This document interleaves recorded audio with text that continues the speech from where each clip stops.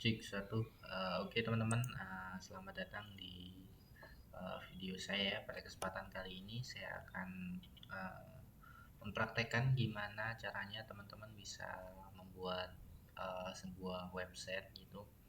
Dan ini websitenya tentunya menggunakan platform yang anti mainstream ya, maksudnya nggak semua orang pakai ini, tapi ini bisa dibuild dan dibuat secara gratis, dan tentunya juga ini saya buat jadi open source, jadi teman-teman bisa ngedit untuk tampilan, kodenya juga gitu. Nah, jadi contoh website yang saya buat itu seperti ini ya nanti. Jadi teman-teman bakal ada tampilan seperti ini. Kemudian ini ada artikel ya. Artikelnya juga ini dimuat di spreadsheet gitu teman-teman, atau Google Sheet gitu ya.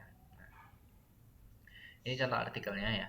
Nah, ini semisal data ini yang ada di sini gitu ya. Oke, saya cari. Nah, ini misal judulnya saya ubah gitu ya. Di sini saya ubah, ini saya reload, maka di sini juga akan berubah gitu teman-teman. Begitupun dengan tampilan-tampilan yang lain seperti konten juga gitu ya. Nah, jadi kurang lebih seperti ini output dari websitenya. Nah, cara pembuatannya atau cara deploynya, pertama-tama teman-teman harus punya akun GitHub ya. Ya, kalau sudah punya akun GitHub, silakan nanti teman-teman juga daftar di Vercel ya. Saya rasa untuk proses pendaftarannya teman-teman bisa improve saja, cari di YouTube gitu ya. Harusnya banyak yang membahas tentang hal ini itu. Nah, pertama-tama ini ada fitur ya, gambar USB, tulisannya port ya. Teman-teman klik saja. Nah, ini sesuaikan ya, mau dikasih nama sama ataupun beda, bebas gitu ya. Misal website 1. Oke, saya kasih nama website 1, saya buat gitu ya. Nah, oke, sedang proses ya, sembari menunggu proses ya. Nah, ini selesai nih di bagian Vercel ya. Nanti teman-teman ini saya asumsikan sudah mempunyai akun dan sudah login gitu ya. Silakan tambahkan project gitu ya. Di bagian ini ya, teman-teman tambahkan akun GitHub ya. Oke, ini kita install. Nah, kalau sudah ada akun GitHub-nya, silakan sesuaikan gitu ya. Ada nih website 1, kita import saja. Oke, kalau sudah kita tinggal deploy. Nah, nanti proses editnya seperti apa? Nah, nanti saya praktekkan juga. Nah, di bagian setting bisa teman-teman sesuaikan ya, mau di public ya atau enggak, tapi ini sebenarnya harus sudah public ya, karena ini ngambil dari repository yang saya buat gitu. Oke, kita lanjut. Nah, cara ngeditnya ya, ini sembari proses ya, ini sudah selesai. Nah, tapi tampilannya masih seperti punya saya, cuman sudah dengan subdomain website 1 ya. Beda dengan punya saya, yaitu Boeing Berita. Nah, cara customnya gimana?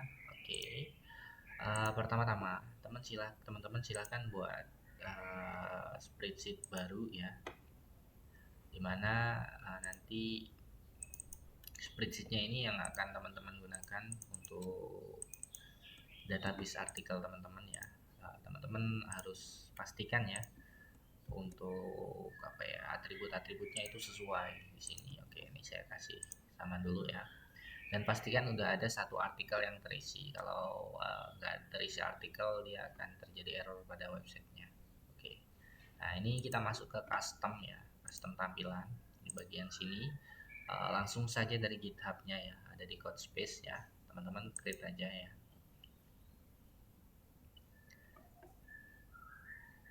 Nah, nanti ini dia akan langsung mengarahkan ke Visual Studio Code gitu. Jadi teman-teman nggak perlu download, nggak perlu install apapun di laptop teman-teman. Teman-teman bisa langsung proses gitu ya dari Google Chrome saja. Nah, kemudian di bagian API ini ya, bagian indeksnya ini ya, kita cari ya yang namanya, kalau di sini ada awal itu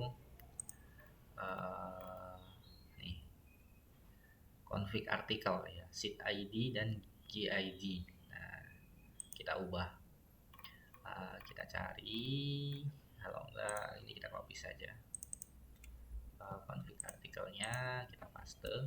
Nah, seed ID ini diisi apa? Nah, ini diisi yang ada di sini teman-teman. Seed ID itu yang bagian awal ya. Oh ya, jangan lupa ini kita akses public aja, nggak perlu edit tapi akses public aja. Oke, ini kemudian kita ganti ya, ini kan masih seed punya saya, dan GID-nya itu yang ada di akhir, karena ini cuma satu seed dan nggak ada seed lain ya, dia defaultnya 0. Oke, ini kita save. Nah, kalau sudah selesai, nah, nanti teman-teman bisa lihat previewnya. Preview itu kayak ya tampilan sementara gitu, dan nggak langsung ditaruh di apa domain yang website satu ini. Cuman kalau ini kan masih belum berubah ya. Nah, kita coba caranya Python. Kita pakai dokumentasi yang di sini aja dulu nih.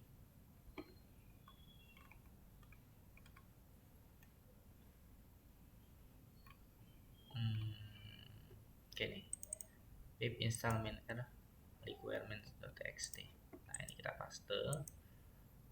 Hello, oke. Nah, selanjutnya yang ini, Python API index.py. Oke, saya paste lagi. Index.py jangan kasih titik akhirnya. Nah, sudah proses. Nanti di port akan ini bagian ports ya, ada nambah informasi satu. Ini klik aja. Ini adalah kayak versi deployment ya, kan ada production sama deployment. Nah, ini bagian deploy. Nah, tampilannya baru satu kan. Nah, ya, jadi ini sudah terkoneksi ya. Misal saya ubah, tambahin satu artikel deh di sebelah sini. Oke, saya pastekan di sini, kemudian di bagian ini saya reload. Nah, nanti akan tambah artikelnya. Oke, nah sampai sini untuk proses apa ya, ngeklon dari repository saya, kemudian di publish di Vercel sudah done. Nah, ini custom websitenya. Teman-teman bisa custom di bagian template ini ya, bisa di home. Ini teman-teman mau hilangin nih sumber artikel ini. Oke.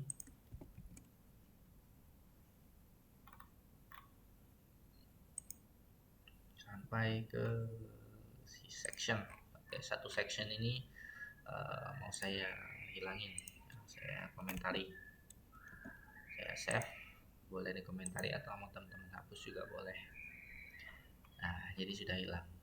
Oke, ya kurang lebih untuk customnya posisinya di sini teman-teman.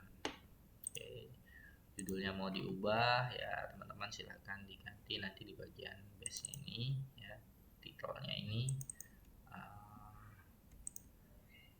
ganti website 1.